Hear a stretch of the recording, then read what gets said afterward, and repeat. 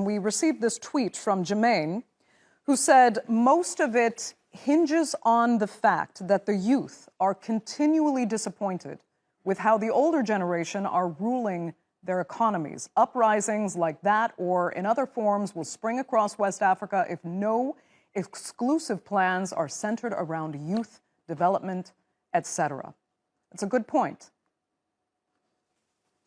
Yes, it's look, Jermaine's point is very good. In fact, from where I'm sitting, if you look at the landscape of Africa, I think the youth population is about 70%. I think women is more than 50% of the adult population. And what you have, if you take the continent as a whole, you really find young people at the very top. So what you have are gerontocrats who tend to extend their stay. I mean, a very classic example is the case of Côte d'Ivoire, where the president had nominated his successor from his own party, and sadly his successor then passed on, and the president decided to extend himself into a third term.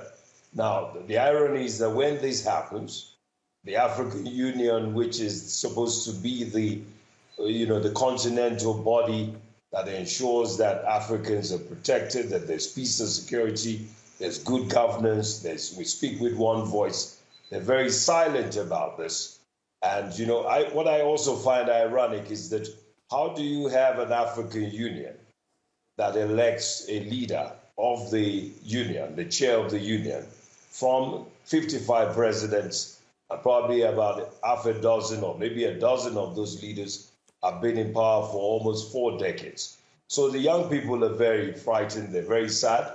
You can see that many of them have to run away and find themselves dying on the Mediterranean.